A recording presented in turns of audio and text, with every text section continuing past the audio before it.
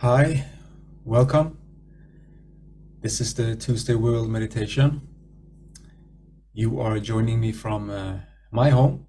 I live in Stockholm, and it is in Sweden, the capital of Sweden. So let us first begin by surrounding and protecting ourselves with the love and grace from God.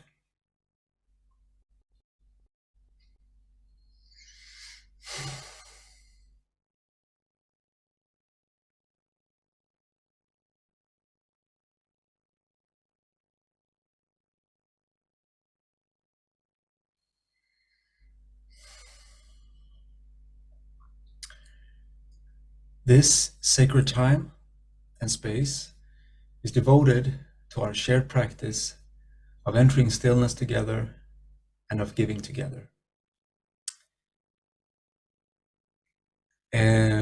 Yes, so I am going to read a revelation that is, the name of the revelation is called Essential Truths about the Greater Community. This revelation was received in 1997 through Marshall Ian Summers in Boulder, Colorado.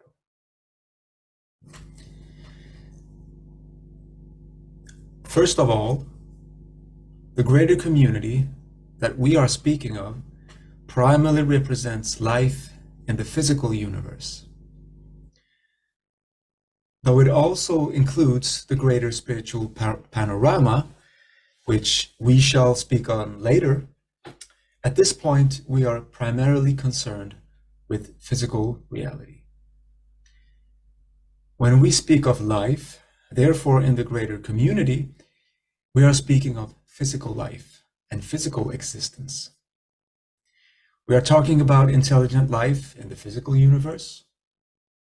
It is necessary to understand that the greater community encompasses intelligent life at all stages of evolution, cultures, in a state of early emergence, early development, adulthood, and decay.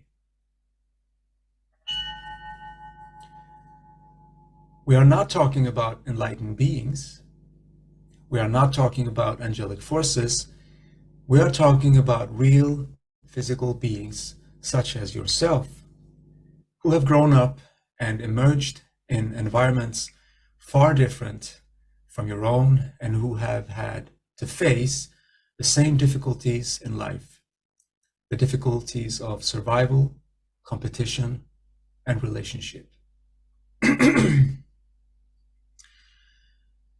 The very fact that they have dealt with this in very different ways accounts for the different results that they experience. But it is important for you to know that there are certain things you hold in common with them and with all intelligent life in the physical universe. It is very important to not confuse the physical and the spiritual realities. This is frequently done. And as a result, your ability to discern clearly what you are dealing with becomes greatly obstructed. The physical reality is quite different from the spiritual reality. It operates according to different laws. It has different manifestations and different purpose. One is temporary, the other is permanent. One is primarily focused on education and service. The other is primarily focused on contribution. One is the realm of doing. The other is the realm of being. One requires tremendous forces of conflict and competition, and in the other, these things do not exist. This is such a primary area of confusion for people that we must emphasize again and again that you are dealing with physical forces and physical beings. The fact that you will need to call upon a greater spiritual forces to assist you is essential, but do not confuse them with the forces from the greater community with which you must learn to contend. It is important to understand that when we use the term greater community, we are not talking about a unified community, a great brotherhood out there in the universe. We are talking about a vast array of individual cultures and individual worlds that have developed and to certain degrees have had to interact with each other. Some of this interaction is peaceful and harmonious. Some of it is contentious and full of adversity.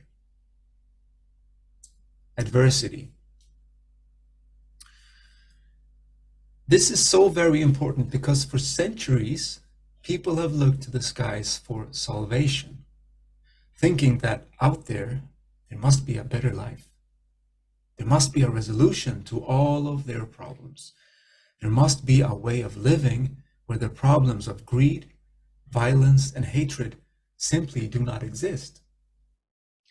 But this only exists in your ancient home, from which you have come and to which you will return. And it only exists in the greater community amongst very small and isolated communities of knowledge. Great technological societies rarely possess and demonstrate real spiritual knowledge and advancement. Their focus is on control and uniformity. Individual freedom is rarely prized in such societies. Rather, they seek to create a one-dimensional form of interaction, highly regimented and regulated. For many who read this book, this will be profoundly disappointing, for they have thought there must be idyllic worlds out there somewhere. And those from the idyllic worlds will come to teach us how to be idyllic ourselves. This is a very deep-seated hope and expectation, but it must be corrected at the outset, or you will be blind to what is happening in the world, and you will misconstrue your own experience as well as the experiences of others. There are societies that have achieved a high level of spiritual awareness and intellectual capability, but they are rare.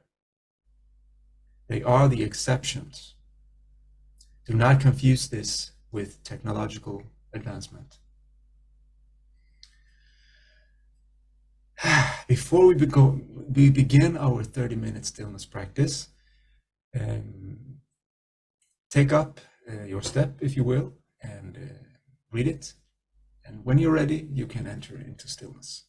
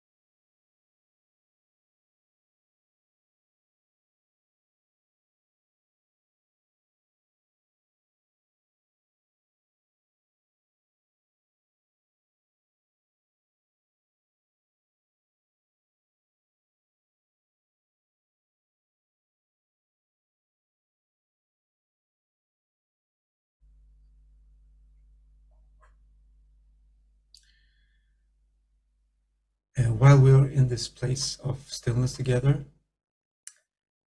I'm going to read another revelation speaking about the messenger.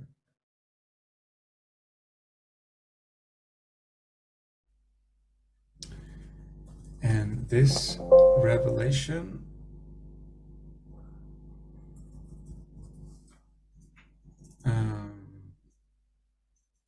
is called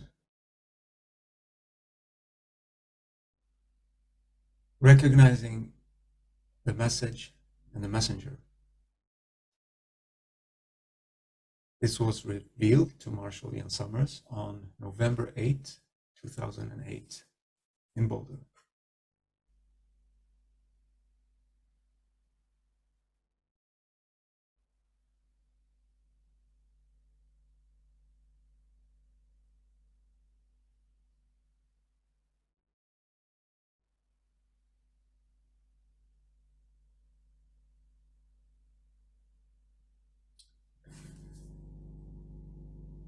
To support the new message from God, you must receive it unto yourself, into your life. It represents a primarily relationship for you. If it speaks to you, you must listen. You must become a student of knowledge. Take the steps to knowledge. Develop a connection with the deeper current of your life. God's new message is giving you the perfect opportunity to do just that. Then you will share it naturally with others, and you will see ways of sharing it. Not to compete with the messenger, but to assist the messenger, to be a vehicle through which the new message can pass through you and others. Without your changing it, or altering it, or trying to wed it into other things. The new message is being presented in a pure form, to protect it against corruption and manipulation, so that from this time forward, it can be available to people so that they can have a direct experience, so that they can see what God is really saying through the angelic presence. This will ignite your spirit. It will reveal what you could not see on your own. It will show you the importance of your life and the significance of the time in which you have come into the world. It will reveal that you have those beyond the world who are assisting you. And you have those in the world you are meant to meet, who will enable you and support you in realizing your greater purpose for being here. You will find that your relationship to the new message is fundamental. It is the center of your life.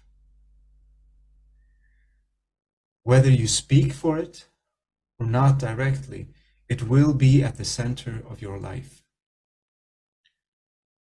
And if you are a student of God's previous messages, it will illuminate those messages and clarify them, clearing away all the confusion and the corruption and the false ideas that have been associated with them, giving you a greater experience of the emissary that has brought your tradition into the world.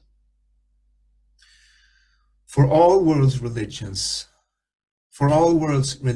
traditions must now help prepare humanity for the great waves of change. They must also help humanity to wisely engage with intelligent life in the universe, but only God's revelation can teach them how to do this and why it is so very necessary for the future and freedom of humanity. You support the new message when knowledge speaks to you, and you gain the power to follow it. God has put a perfect guiding intelligence within you. It is completely committed to the real purpose that has brought you here. It is not deceived and confused by the world.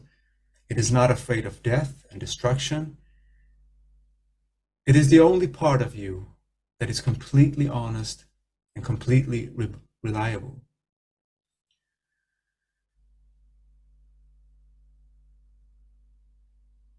Beliefs are the products of manipulation and control. Beliefs are engendered to gain profit or to avoid pain. They do not represent a deeper relationship and recognition. Faith is meant to substantiate your true experiences, to protect them so that they may emerge again. But faith without this true experience is blind and leads humanity into false and destructive behaviors. It will be your greatest satisfaction to feel the power and the presence of knowledge within you and to know that your life has purpose, meaning, and direction. Beyond what your culture or even your preferences can determine. You will feel a great satisfaction, a reassurance, knowing that there is a real power and presence within you and within the world. You will feel renewed spirit, knowing that God has not forsaken humanity, that God has sent a new revelation into the world to meet the needs of humanity, the greater needs that are beyond current human estimation.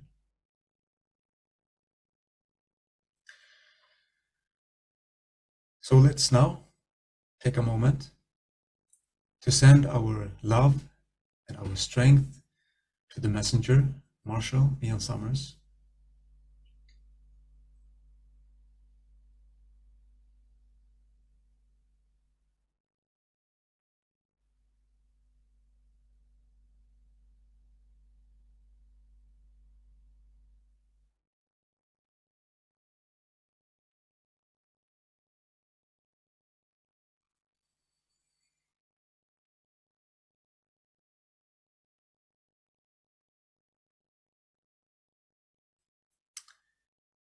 Nasi Novara Kuram.